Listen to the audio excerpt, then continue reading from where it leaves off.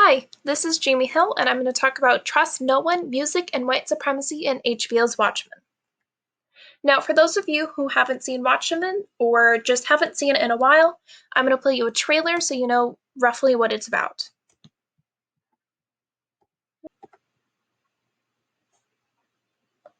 Many viewers may ignore the background music in HBO's Watchmen, but it can add to the overall television show's meaning. Watchmen is a short television show series set in modern-day Tulsa, Oklahoma, but with a few minor changes in history that influence the entire world, and an easier way to tell if someone is racist. Requiem in D minor K626-3 Sequenta Lacrimosa by Wolfgang Amadeus Mozart hints that Judd Crawford is a white supremacist and a guilty man. The song that connects Judd Crawford to the 7th Cavalry is The Last Roundup by Gene Autry. Poor Judd is Dead by Richard Rodgers links Curly from Oklahoma to Judd Crawford. Through the use of music, HBO's Watchmen displays several examples of white supremacy in the Watchmen universe of America, and adds another way to show why a specific white supremacist, Chief of Police Judd Crawford, should not be trusted. The first example that shows white supremacy and Judd Crawford's untrustworthiness in the Watchmen series is through Wolfgang Amadeus Mozart's Lacrimosa, which hints that Judd Crawford is a white supremacist and a guilty man. I'm going to play you a little bit of it so you know what it sounds like.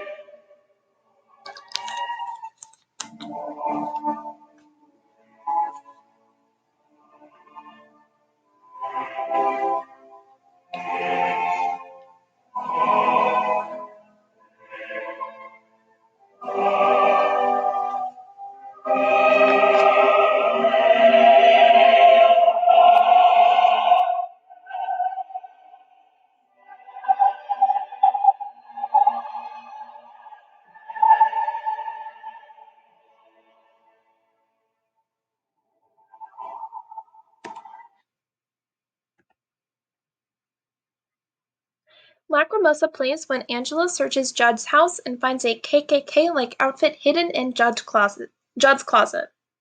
The viewer may not know or understand the meaning behind Lacrimosa, but they likely understand that this scene was a pivotal moment in the Watchmen series. Moreover, the lyrics from Lacrimosa translates into "Mournful that day, from when from the dust shall rise, guilty man to be judged. Therefore spare him, O God, and grant them rest." The lyrics give subtle hint of Judge Crawford's character. However, before Judd Crawford died, he said that the KKK outfit was his grandfather's and that he had a right to keep it.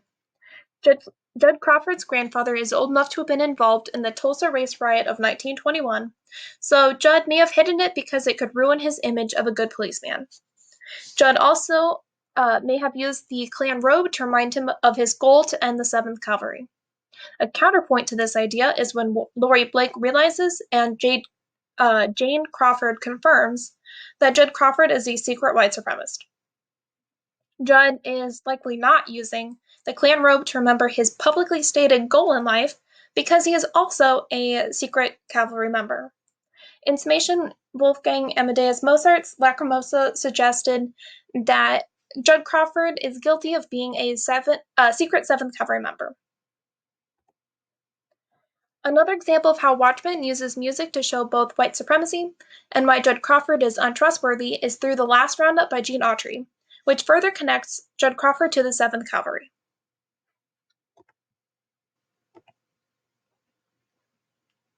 For example, Angela sings The Last Roundup at Judd Crawford's funeral per his request.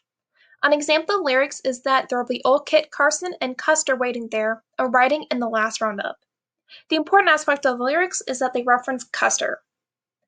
Moreover, the lyrics relate to how the 7th Cavalry is named after the 7th Cavalry Regiment, a cavalry famous for participating in the Battle of Little Bighorn and commanded by Lieutenant Colonel George Armstrong Custer.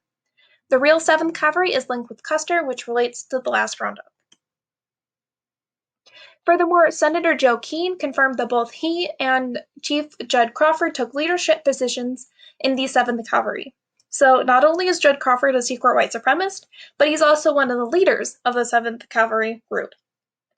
Additionally, Keene said that the real reason why he and Judd Crawford joined is that they wanted to tip the scales back that are favoring Black people, because he thought that it was challenging to be a white man in America. Judd, along with Senator Joe Keene and many others, is trying to influence society to favor white people. To conclude, Gene Autry's The Last Roundup shows that Judd Crawford and the white supremacy group, the 7th Cavalry, are connected. The final example where Watchmen uses music to hint at white supremacy and Judd Crawford's dishonesty is with the song Poor Judd is Dead by Richard Rodgers, which links Curly from Oklahoma to Judd Crawford. Again, I'm going to play you just a little bit of it so you know what it sounds like.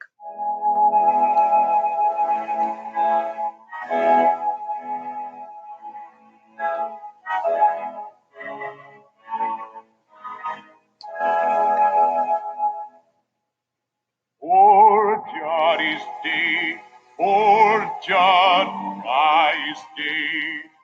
All gather round his coffin now and cry. He had a heart of gold, and he wasn't very old. Why did such a fella have to die?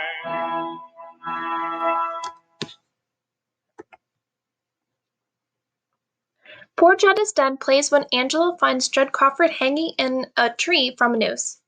The literal connection is that both Judd Crawford and Judd from the song are dead. Similarly, the song was related to earlier in the episode when Judd Crawford said that he had played Curly from Oklahoma in high school.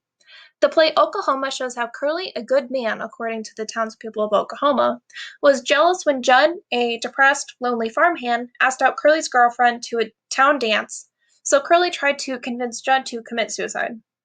When Curly and Judd got into a fight at the end of the play, Judd died by falling onto his knife. The townspeople immediately decided that Curly is not to blame for Judd's death, and Judd is falsely labeled as a villain. Judd, like Curly, also has a different public and private persona. In public, Judd is a police officer committed to ending white supremacy, but in private he is a member of the secret cavalry, 7th Cavalry. The people of Tulsa are convinced that Judd is a good man because they only see Judd fighting against the 7th Cavalry.